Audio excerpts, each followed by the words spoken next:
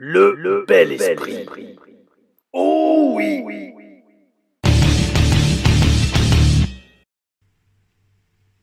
Il pleut, bergère, rentre tes blancs moutons.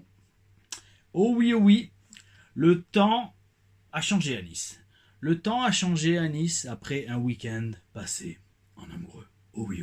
D'où la review tardive, l'épisode 114 des TL Reviews pour ce SmackDown du 7 mars 2025. Oh oui, depuis Philadelphie en Pennsylvanie. Oh oui. Donc oui, review un peu tardive parce que pour ceux qui me suivent sur les réseaux sociaux, vous avez vu que ma moitié était descendue sur Nice pour ce petit week-end passé en amoureux sur la Côte d'Azur et c'était franchement très agréable. Mais malgré ces moments de qualité, passés avec une personne d'exception. D'ailleurs, en plus, soit dit en passant, j'ai posté une story, c'était hier je crois. Hier c'est la journée de la femme. Et j'ai posté une story sur Instagram, qui a été likée par pas mal de personnes, mais je préfère quand même, c'est pas que je préfère, j'ai envie de dire ce que je vais dire. Voilà, j'ai envie de le dire. J'ai dit, grosso modo, si vous attendez une journée spécifique dans l'année pour... Eh ben tiens, elle vient de bien arriver. Je vais lui répondre en direct. Mais bref, alors Brenda, hop, je lui dirai littéralement que je fais une vidéo. Alors ouais, comme je disais donc, si vous attendez une journée spécifique pour célébrer la femme, j'allais dire c'est que vous avez un problème, mes amis. Parce que quand on a la chance d'avoir deux femmes dans la vie, c'est-à-dire une mère exceptionnelle et une petite amie qui l'est aussi, c'est tous les jours la journée de la femme, les amis. et les FDP qui font du mal à la jambe féminine, quand c'est des mecs, ils méritent de prendre très très cher, mes amis. Oh oui. Bref, tout ça pour dire, mes amis, c'était la petite intro qui avait aucun rapport. Enfin oui, quand même. Parce que donc, nous sommes dimanche après-midi, il est 16h52, donc vous aurez la review en début de soirée. Et franchement, bel esprit, parce que je voulais regarder SmackDown. Je savais que j'allais le faire. Bon, ça allait être décalé. Et donc, c'est ce que j'ai fait. Je viens de finir de regarder SmackDown. J'ai regardé une partie ce matin. Et je viens de finir le dernier segment ce soir avec la promo de Cody Rhodes et le main event. Alors il y a pas mal de matchs, je vous le dis tout de suite, que j'ai zappé. Désolé mes amis, désolé. Si vous attendez que j'analyse chaque match maintenant dans les TL Reviews, quand je manque de temps, je zappe certains matchs. Et en fait j'ai regardé que le main event. Et je vais vous dire pourquoi dans cette review, épisode 114 des TL Reviews. Alors le show commence avec, on nous annonce qu'on a un match de championnat américain ce soir, enfin vous le savez déjà. Et le show ne commence même pas que Drew McIntyre attaque déjà Damien Priest. Ok, d'accord, on a compris que les deux vont feuder. Et ben ok, bel esprit. Mais on en reparle en plus loin dans la review parce qu'en fait, ce qui vient, c'est qu'avec Drew, et Damien Priest aussi, mais avec Drew, toutes les feuds sont intenses. Mais c'est dommage de le foutre dans cette storyline, vous allez comprendre. En attendant, on commence par une promo dans le ring de Randy Orton. Alors Randy, je l'ai déjà dit et je le redis, c'est un de ces gars dont le physique s'améliore avec le temps et avec l'âge. Bel esprit, mon ami non, parce qu'il a tenté de me faire passer à travers une table à Backlash Lyon. D'ailleurs, la WWE revient en Europe la semaine prochaine. Autant vous le dire tout de suite, je ne serai sur aucun show, je n'ai fait aucune démarche. Mais dans tous les cas, j'espère que vous serez nombreux à aller voir pour leur montrer que le public européen est là, est présent, et que ça va donner des shows à l'ambiance de folie, même si je ne pense pas que ça égalera l'ambiance qu'il y avait eu à Lyon pour Backlash et pour SmackDown. Bonne et promo sincère par Randy Orton. Le truc, c'est que faire mousser Kevin Owens pour sa carrière, et c'est un excellent point. Le fait de dire qu'il a eu un parcours exceptionnel et que ça a été très difficile pour lui d'arriver là où il en est aujourd'hui, bel esprit, parce que ça rajoute du vrai et ça fait quand même mousser ceux qui payent leur dû, notamment sur les indépendantes. Donc je fais partie. Alors je ne me compare pas à Kevin Owens, mais je sais ce que c'est de travailler dur sur des shows indépendants, comme on dit, pour avoir le niveau pour aller catcher internationalement. Et donc, quand on souligne ça à la WWE, bel esprit, magnifique.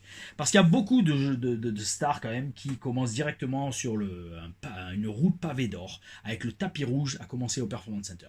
Ce qui n'est pas nécessairement, j'ai envie de dire, une mauvaise chose, dans le sens que tant qu'ils ont le niveau, comme Tiffany Stratton ou Baron Corbin, même si Baron Corbin n'y est plus, ou des anciens athlètes donc, qui viennent de sport et qui n'ont jamais fait de catch sur les indépendantes, et que ça crée de bonnes superstars, ok, bel esprit, allez-y, foncez. Mais je reste un ferme défenseur et convaincu que le métier s'apprend sur les indépendantes et que ça donne les meilleurs catcheurs du business, tout simplement. Et Kevin Owens en fait partie. Oh oui, oh oui.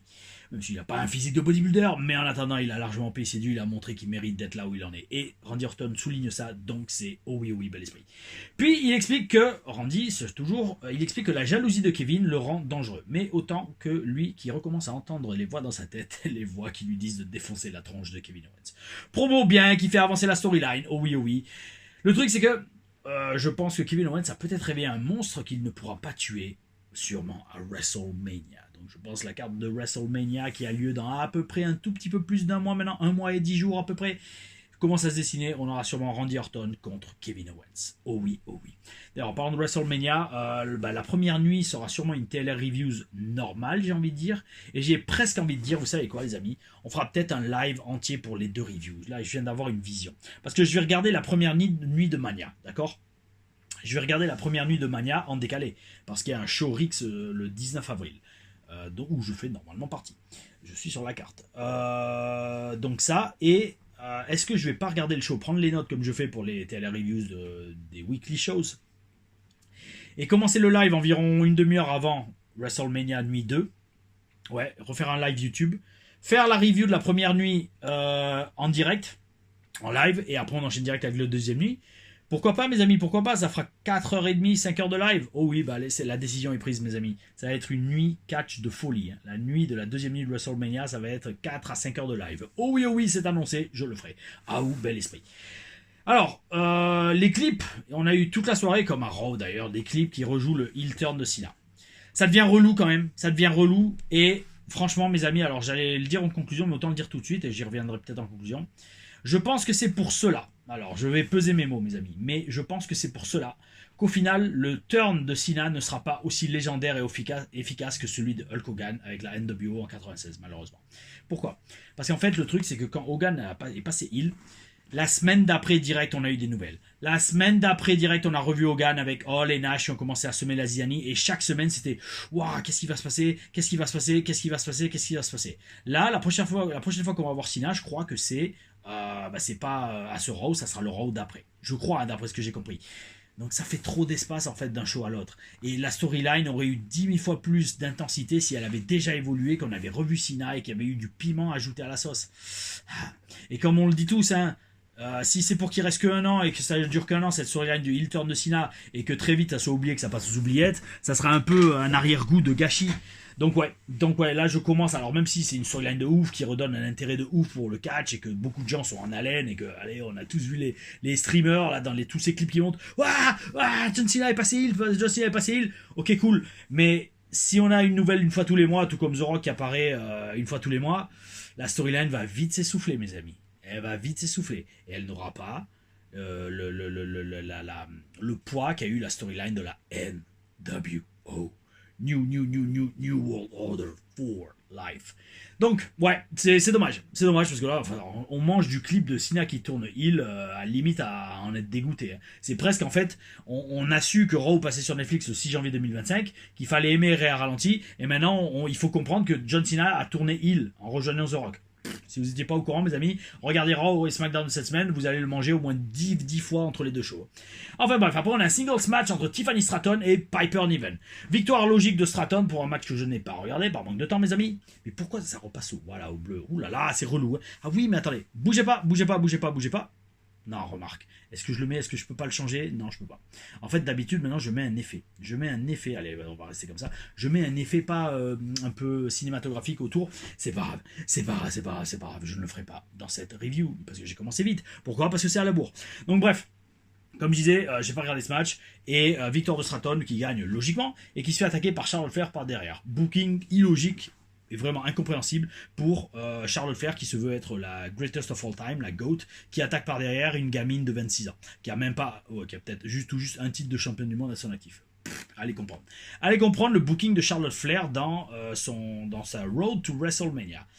Enfin, après ça, on a un autre match que je n'ai pas regardé. Triple Threat, enfin j'ai regardé que la fin. Triple Threat Tag Team Match entre Motor City Machine Gun, Pretty Deadly et Los Garza. Beaucoup d'équipes dans ce match quand même, ce qui me permet quand même d'annoncer, même si je ne l'ai pas regardé, que la prochaine TLR Story sera un match en équipe. Vendredi prochain, mes amis. Vendredi prochain à 17h30, vous aurez le tribunal contre les Hardy Boys. Oh oui, mes amis. Le premier match en équipe que nous avons eu contre les Hardy Boys. Parce qu'on en a eu 3 à Impact Wrestling. Je vous le rappelle, on a commencé une série de TLR Stories, de mes plus grands passages télévisés à Impact. Vendredi, 17h30, je sais pas on sera le combien, mais c'est pas grave. Vous aurez un match avec les Hardy Boys. Oh oui, et une promo avant ça qui était exceptionnelle. Cette promo, j'ai kiffé de ouf. De ouf. Oh oui. D'ailleurs, une promo avant ce match, c'est ce qui a manqué dans ce match par équipe, les amis. Ça a été que de l'action et des équipes. Mais c'est pas grave. Oh oui. Victoire de Pretty Deadly, bel esprit. Tant mieux pour eux, parce que j'allais dire, quand je les ai vus gagner, je fais bravo. Enfin, on leur balance un os, parce que franchement, pour arriver à faire cette gimmick comme ils le font, respect mes amis. Et donc, ils deviennent aspirants numéro 1 au titre de champion par équipe. Après, on a une promo dans le ring entre Bianca et Naomi. Oh là, la grosse question, mes amis. La grosse question, ce n'est pas qui a attaqué Jade Cargill, mais c'est plutôt pourquoi Jade a de la hit avec tout le roster féminin. Alors là, je pense que vous avez tous vu. Franchement, j'en suis presque à me demander si je vais pas faire, comme certains sites de news, commenter aussi les news de la semaine. Parce que là, je vous le dis, alors là, les amis, depuis toujours, vous savez que sur les TLR Reviews, Jade Cargill est loin d'être la catcheuse favorite de la chaîne, d'accord? Parce que, à travers mon expérience de 20 ans dans le ring, mes amis, je ressens très sincèrement de sa part non seulement un manque de passion, mais surtout un manque d'entraînement flagrant qui est scandaleux quand on voit le niveau où elle est, le niveau de ses co-workers, de ses, comment on dit, ses collègues de travail, et bien évidemment le salaire qu'elle doit se taper. Donc tout ça pour dire, vous avez tous vu sortir la news récemment sur les Dirt Sheets qu'il y a eu apparemment une altercation physique entre Shayna Baszler, qui remonte dans mon estime, et Jade Cargill. Non pas que j'aime voir les gens se battre dans les vestiaires, mais si Jade Cargill a vraiment la grosse tête, comme on dit, si elle a le melon comme ça et qu'elle se croit bonne et qu'elle peut se permettre de dire à d'autres catcheuses d'apprendre à travailler. Ouh là là là là là là là là là là là là là là là là là là. Bref. J'allais dire, il me tarde d'en apprendre plus. Oh oui, parce que franchement, c'est exactement ça. Vous savez, alors je vous redis, j'ai fait assez de vestiaires dans ma carrière pour savoir qu'en général, ce sont souvent les catcheurs les moins bons dans le ring qui ont les plus gros égos et qui sont les plus chiants à gérer backstage. Oh oui. Et des fois, on le voit, et j'en parle, dans les TLR AM. Oh oui, croyez-moi. Yo, les TLR AM, j'en ai filmé 2 autres la semaine dernière. Énorme. Il y en a une quinzaine en stock. Je pense qu'on va passer à un moment donné à 2 TLRM par jour. Parce qu'il y en a tellement que j'en filme tellement et j'adore tellement faire ça. Maintenant, revisiter mes anciens matchs. Dites-le moi dans les commentaires. Si vous serez OK pour voir, enfin si ça vous intéresse d'avoir 2 TLRM par semaine. Ça fait pas énormément de vues, pas autant que les reviews ou que les TLR Stories, mais franchement, moi j'adore partager ça. Vous savez aussi pourquoi? Parce que ça me permet encore plus, parce que bon, moi je suis un grand défenseur de l'idée fuck around and find out. Et aussi dans le sens que quand tu ouvres ta gueule, ne commence pas ce que tu n'es pas capable de terminer. Donc tout ça pour dire, quand j'ouvre ma gueule au sujet du catch, I back it up with ma carrière et ce que j'ai fait dedans. Et donc les TLRM, ça me permet de montrer tout ce que j'ai, les genres de matchs que j'avais, que j'ai encore de fois de temps en temps, même si je prends beaucoup moins de risques et que je fais beaucoup moins de prises que dans les TLRM. Mais à l'époque, vous savez, moi, de la voltige, j'en ai fait. J'ai fait des springboards, j'ai fait des saltos arrière de la 3e corde où j'atterrissais sur les pieds, j'ai fait des springboards à l'extérieur du ring, des plongeons à travers les cordes, des German suplex avec des pontées. Donc franchement, I've done all this shit. J'ai fait toutes ces merdes. Donc je sais de quoi je parle. Et donc, ça se voit dans les TLRAM, donc c'est TLRAM pour analyse de match. Donc, mes amis, si vous voulez plus de 2 TLRAM par semaine, on va trouver une façon de le faire marcher. Mais dites-le moi dans les commentaires, s'il vous plaît. En attendant, cette promo entre Bianca et Naomi a été quand même, franchement, exceptionnelle. Pour une storyline qui l'est moins. Pourquoi? Parce que Naomi, elle avoue que c'est elle qui a attaqué Jade Cargill. Et pourquoi? Parce que elle shoot en disant Jade has piggybacked, comme on dit, Bianca. C'est-à-dire qu'en fait, elle a utilisé Bianca pour rester dans le spotlight. Elle a utilisé le talent de Bianca Belair pour rester relevant, c'est-à-dire pertinente. C'est énorme, parce que ça, c'est le genre de shoot qu'ils mettent dans les storylines pour enterrer quelqu'un, mais en mode storyline. Bel esprit.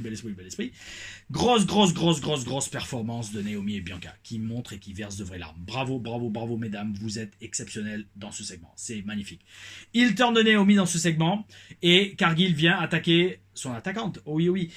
Ça, on l'avait annoncé sur la chaîne. On l'avait annoncé que Naomi, c'était celle qui pourrait le mieux remplir le rôle de heel des 3. Et bel esprit. Parce que je pense que c'est qu'une coïncidence. Alors bon, bel esprit déjà, dans le sens qu'on va se diriger, je pense, vers un match entre Naomi et Jade Cargill à WrestleMania. Mais surtout, qu'est-ce qui bouge? C'est le dossier ou c'est... Bon, peu importe. C'est qu'une question de temps, mes amis, j'en suis convaincu. Vous verrez. Bon, après, j'espère pouvoir me tromper, mais on verra. C'est qu'une question de temps avec la foule ne se mette à tourner contre Jade Cargill. Parce que si les reports et les dirt sheets continuent à sortir comme ça sur son comportement backstage, vous savez, le public WWE est composé, je dirais, à moitié de fans qui suivent ce qui se passe sur Internet, voire 2/3, en fonction des salles.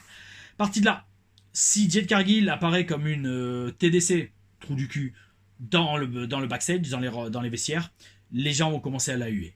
Vous verrez. Et donc, partie de là, c'est qu'une question de temps avant que ça arrive. Parce que, en général, les fans qui suivent les Dirt Sheets sont les plus vocaux dans la scène, dans les salles. Hein. Donc, on verra, mes amis. On verra. Et ce qu'on a vu également, c'est Lex Luger qui rejoint le Hall of Fame. C'est beau à voir. Franchement, c'est très beau à voir parce que Lex Luger, même si c'était pas un des meilleurs catcheurs du monde, oh là là, je me rappelle d'une histoire. Ah là là là là. Bon, je m'en fous parce que je crois que Lance l'avait déjà dit. Je sais plus. Bon, enfin bref. Lance, il nous avait dit un jour en rigolant, mais c'était en rigolant. Est-ce qu'il était sérieux? Je sais pas. Il disait, on lui avait posé la question, comment tu faisais pour rester tout le temps sérieux dans le ring, pour avoir cette tête-là? Il me disait, il me suffisait de penser à combien d'argent a fait Lex Luger dans sa carrière. Et il perdait le sourire. Voilà. Mais ça n'enlève rien que Lex Luger, moi je l'adorais, hein, franchement, quand je le voyais, quand j'ai commencé à regarder le catch en 98 et que j'étais fan de la NWO, Lex Luger, il avait un look, je trouvais le catch, il était divertissant, il avait le torture rack, ouais, que je m'amusais à faire à mes potes le samedi matin sur des matelas de hauteur, ne faites pas ça chez vous, donc ne faites pas ce que j'ai fait, mais je peux vous dire, torture rack, quand vous le portez, ça fait très mal, hein, quand vous le portez bien. Et donc, qui rejoint le Hall of Fame, je suis très curieux de voir le résultat du travail de DDP, Diamond Dallas Page avec lui. J'ai pas regardé les vidéos, j'ai pas le temps de regarder la plupart des trucs. J'ai à peine le temps de me tenir au courant de ce qui se passe plus ou moins au jeu des marionnettes dans l'actualité politique internationale. D'ailleurs, je me demande ce qu'attend l'armée pour virer ce qui nous sert de président, parce que le mec il est taré. Le mec il veut partir à la guerre avec la Russie, c'est un fou ce gars-là. C'est un fou. Mais bon, je me demande ce que fait l'armée. Là, dans ces cas-là, le mec devient une menace pour la France. Qu'est-ce qui se passe, mes amis? Vous attendez qu'il déclare officiellement la guerre avec la Russie, qu'il peut annihiler la France en quelques minutes? Complètement débile. Enfin bref, tout ça pour dire... Je suis curieux de voir le résultat de DDP avec Lex Luger. Je n'ai pas le temps de regarder les vidéos. C'est pareil, dans les commentaires, si vous pouvez me faire un petit topo. Merci, oui. Je dois rattraper les commentaires là aussi. Il faut que je m'y mette. J'ai une bonne dizaine de commentaires que je n'ai pas encore lus parce que j'ai pas mis le cœur. Je vous le redis, les amis, quand je mets le petit cœur, c'est que j'ai lu votre commentaire. J'y réponds des fois, ou alors je mets un pouce comme ça pour dire que j'ai sélectionné votre question pour être répondu à la fin d'une telle reviews. Après ça, on a un singles match entre Braun Strowman et Solo Sikoa. Solo est très crédible dans ce match face à un géant comme Strowman. Donc, bel esprit pour lui. Ça laisse présager de belles choses pour la suite de sa carrière, étant donné que la storyline avec la Bloodline et Roman Reigns, ça a l'air complètement terminé, tant mieux pour lui, il peut passer à autre chose. Et donc, il y a une intervention de Tamatonga dans ce match, et Jacob Fatu arrive, et ça se finit en chokeslam dans les gradins par Braun Strowman sur Jacob Fatu. Je pense qu'on se dirige là aussi vers une feud entre les deux. Street Fight pour le Women's titre féminin américain, le titre américain féminin, entre Chelsea Green et Michin. J'ai zappé parce que ce machin on l'a vu, revu. Et Michin, pour moi, malheureusement, n'a pas énormément de charisme. C'est surtout qu'elle est très mal construite à la télé, on la voit jamais. Donc, vu qu'on la voit jamais, le public peut pas s'identifier émotionnellement ou s'impliquer ou s'investir émotionnellement avec elle. Et donc, partie de là, ouais, j'ai pas accroché, donc j'ai zappé. Tout ce que j'ai vu, c'est qu'à la fin, il y a une intervention d'Alba Fire qui a perdu récemment sa partenaire en équipe, qui était, que je dise pas de bêtises, Ayla Dawn. Oui, Ayla Dawn, qui s'est fait libérer de son contrat. Ou alors, surtout, qui n'a pas été renouvelé. Parce que ça aussi, ça me fait rêver. Alors, ça, je sais plus si je l'ai dit dans une review.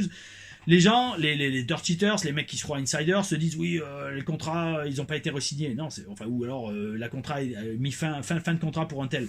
Non, j'ai envoyé un message à Sunny, à Cam, qui était mon coloc à NXT, un de mes colocs. Je ferai une Taylor Story sur tous mes colocs, ça sera marrant, ça laissera pas mal. Mais différents colocataires à Tampa, enfin aux États-Unis, en Floride, qui étaient tous des catcheurs NXT.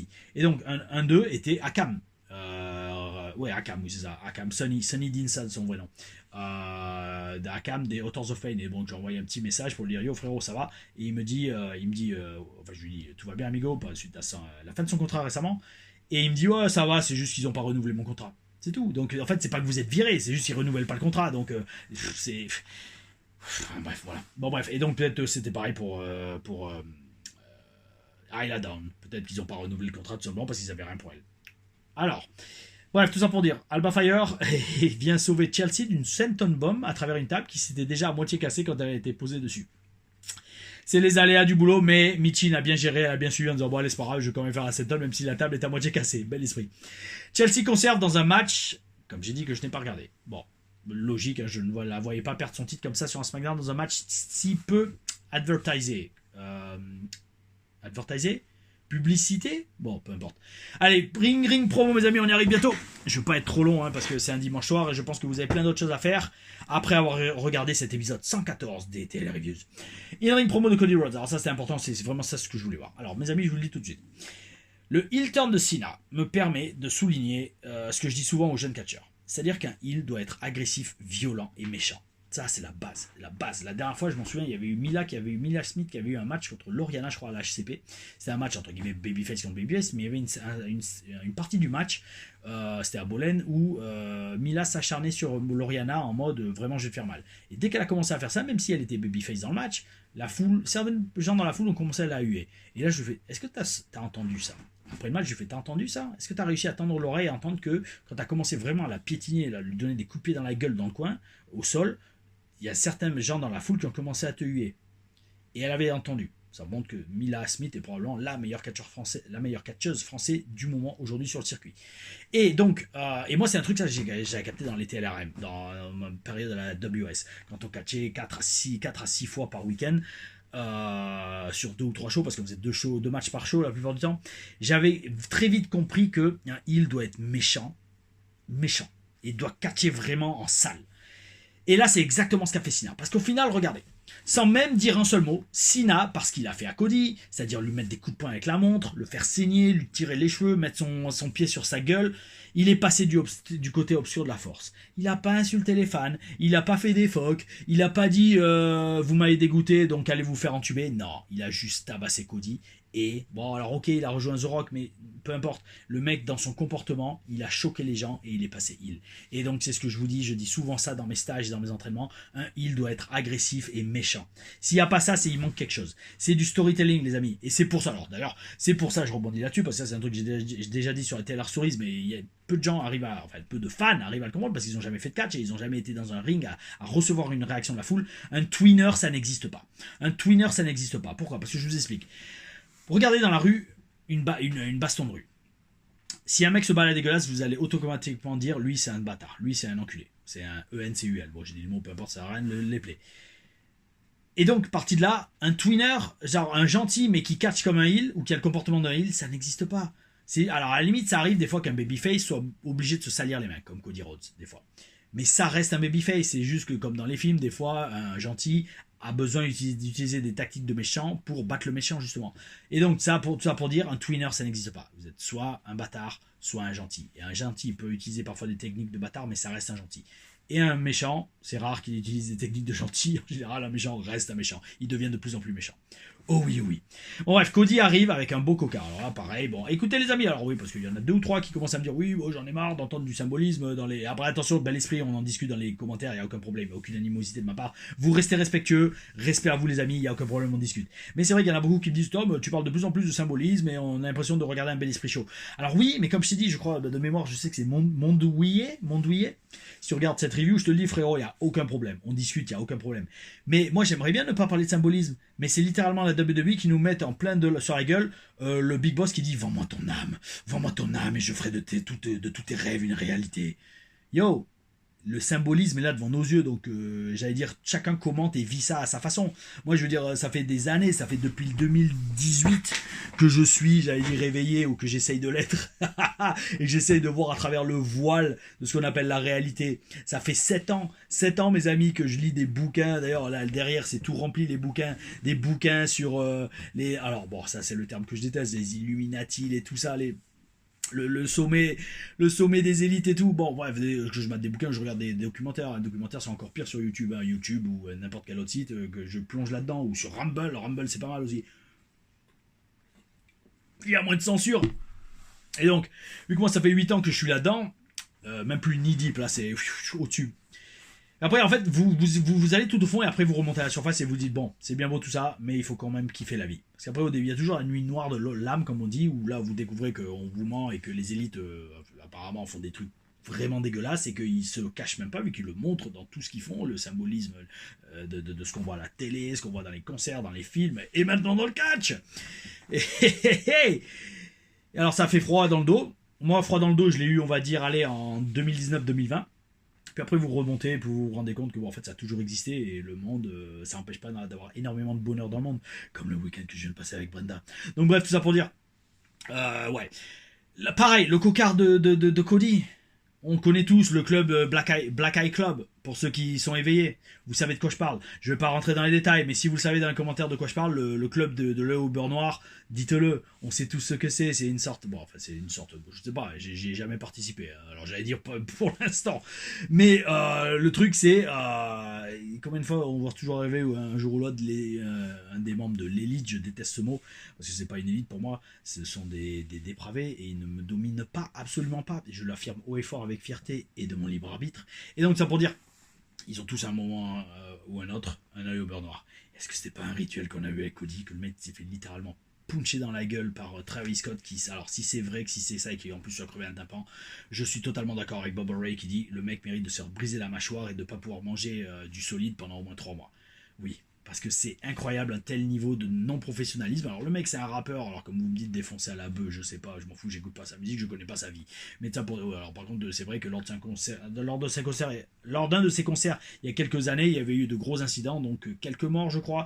Enfin bref, ça pour dire, et le mec avant de faire ça, il avait de la sauge tout autour de lui. Et le mec, boum, il met un œil au beurre noir. Si c'est vraiment ça, parce que attention, je pense qu'il était bien maquillé quand même Cody pour cet épisode de SmackDown, mais c'est vrai que le point, il a pris cher dans la vidéo qu'on voit des fans tourner ringside. Donc bref, ça pour dire... On va pas rentrer dans le détail de ce symbolisme de l'œil au beurre noir du cocard de Cody Rhodes. Mais je l'ai noté. Oh oui, oh oui.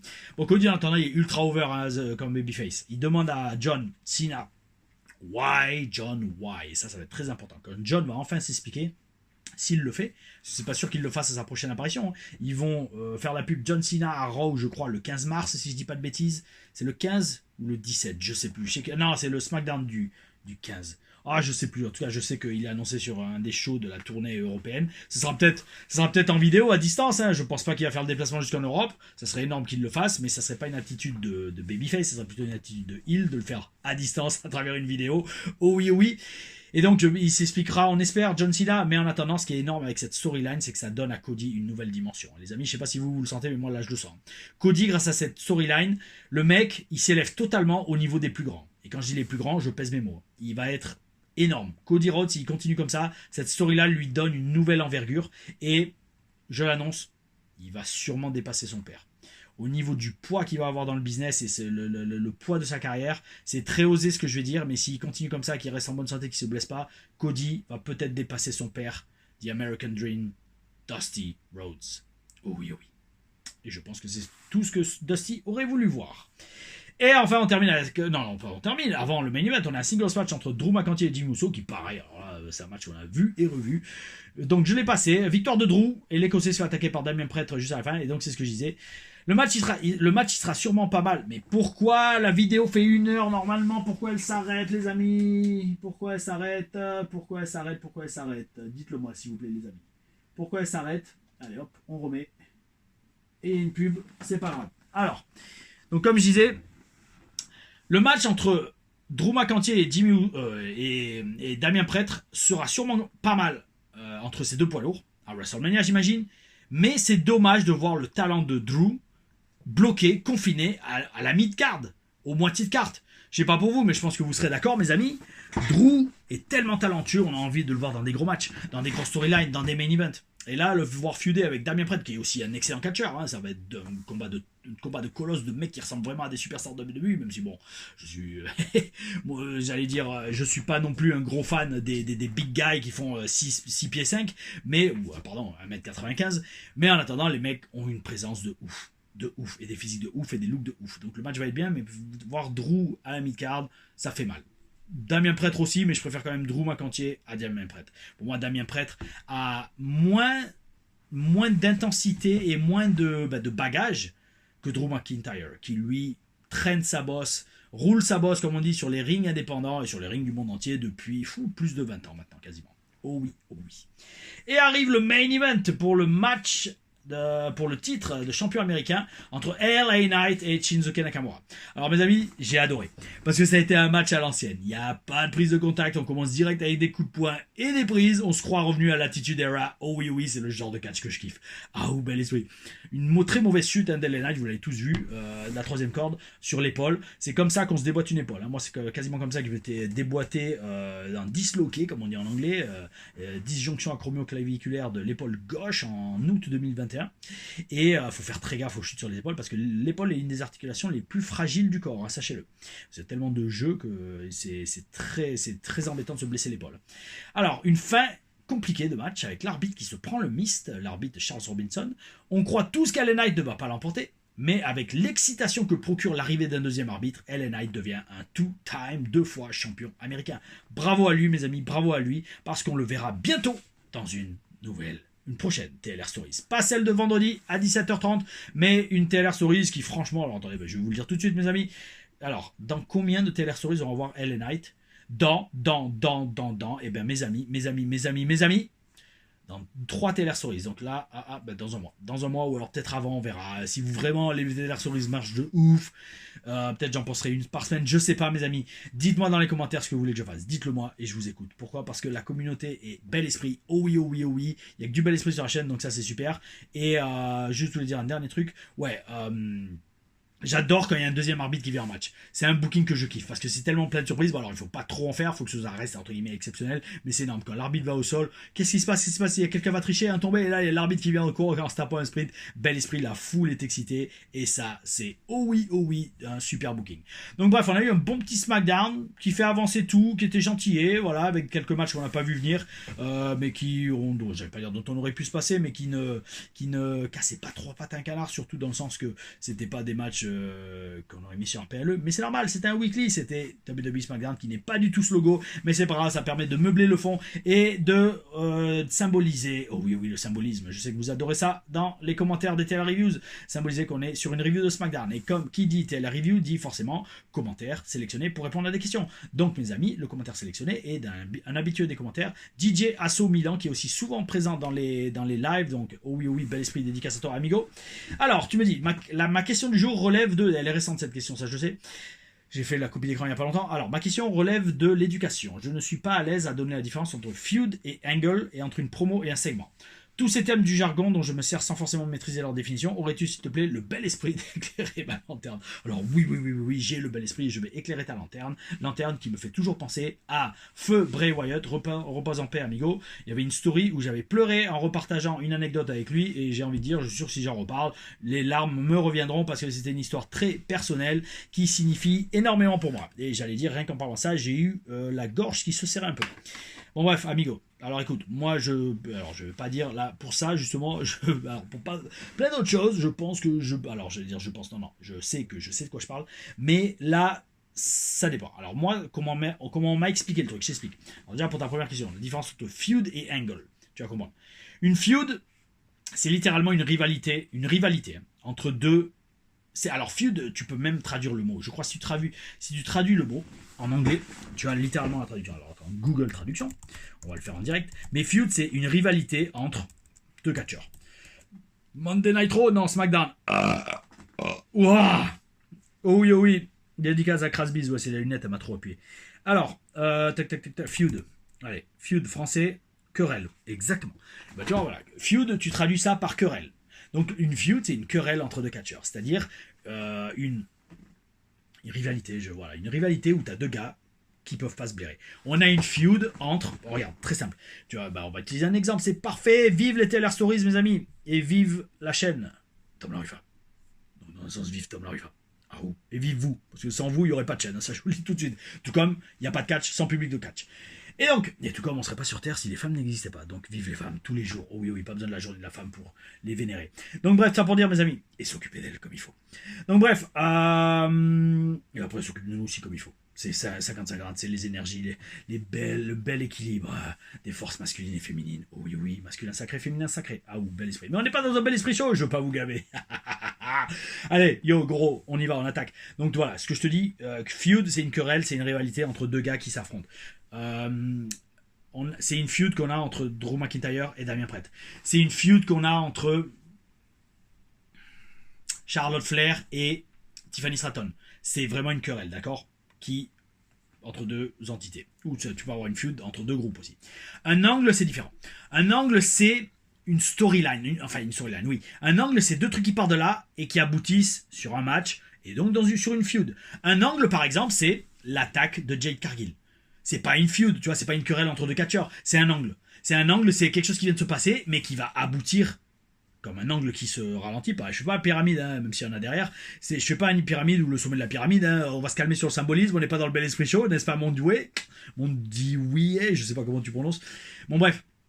Donc, je te le dis, un angle, c'est tu pars de là et ça va aboutir sur un match entre deux catcheurs ou deux groupes, peu importe. Tu vois la différence? Tu sais la différence? La feud, c'est, je redis querelle. Un angle, c'est une histoire qui se passe et on atterrit. C'est les deux parties de la droite qui aboutissent sur un angle, et donc cet angle, c'est la rencontre, un match dans le ring. Tu vois le truc? Donc je redis, l'attaque de Jade Cargill, c'est un angle. C'est un angle, ou alors, qu'est-ce qu'on avait d'autre?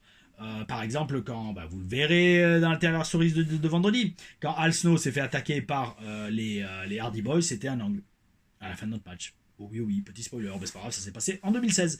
Et après, deuxième question, tu me dis une promo et un segment, très simple. Un segment, c'est dans la décomposition du show.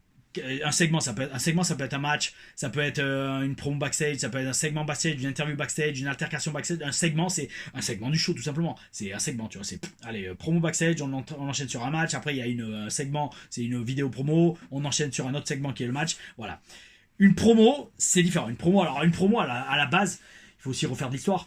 Promo, pour moi, c'est t'es au micro. Alors, ça peut être backstage, ça peut être dans le ring, une promo. Alors, en général, une promo, c'est t'es seul. T'es seul au micro, et alors tu peux avoir un intervieweur avec toi. Dans ce cas-là, c'est plus une interview qu'une promo. Promo, c'est t'es tout seul et tu parles au micro. Ça, c'est le premier truc. Seulement, pourquoi on dit promo? C'est parce que, à l'époque, on utilisait... Oh, ça craque pas. On utilisait une promo, justement, pour faire la promotion d'un match, ou d'une histoire, ou d'un show. Ça vient de là. Promo, ça veut dire promouvoir quelque chose. Et donc, tu fais une promo, ouais, promo, c'est pour faire mousser un truc. Maintenant, c'est devenu tellement généralisé comme terme qu'on dit une promo, c'est Cody Rhodes qui est dans le ring, il fait une promo. Mais qu'est-ce qu'il fait? En fait, qu'est-ce qu'il fait? Il promeut, ça se dit? Oui, il promouvoyait, je sais même plus parler français. Il promotes, voilà, on va parler anglais. Cody Rhodes promotes his storyline with John Cena and The Rock, the final boss. Voilà. Donc, tu vois, tu captes l'idée? Oh oui, amigo. Donc, DJ Assomillon, merci pour ta question. Et donc, voilà, j'ai éclairé ta lanterne. En attendant, mes amis, gardez le bel esprit. Demain, 17h30, TLR AM, qui est comment catcher avec un genou blessé. Je vais revérifier parce que c'était très serré. Hein. J'ai jamais eu de TLR AM aussi serré. C'était de l'ordre de quelques pourcents entre catcher avec un genou blessé et l'autre qui était un gros match contre un guerrier Inca. 221 votes. 46% contre 43%. Donc demain, 17h30, les comptes sont bloqués, hein, je ne changerai pas la décision. TLRM, comment catcher avec un genou blessé. Je lancerai le nouveau sondage dans la foulée pour la TLRM de la semaine suivante. Il y aura bien sûr la review de Raw. Je pense pas qu'il y aura la review de NXT. Peut-être celle de AEW. Ouais, peut-être next week. On verra ça. Je vous en reparlerai dans la review de Raw mardi. Et surtout vendredi, mes amis. Ouais, je pense que je ferai AEW, comme ça permettra de reparler de la Taylor Stories de vendredi prochain et bien évidemment SmackDown le samedi d'après. Oh oui, là, remarque, j'ai un show à Marseille, mais ça va, j'aurai le temps de faire, un cage match d'ailleurs contre SMS que je vais défoncer. Et il va manger de l'acier ce soir-là, SMS. Et si tu regardes ça, oh oui, tu vas prendre cher.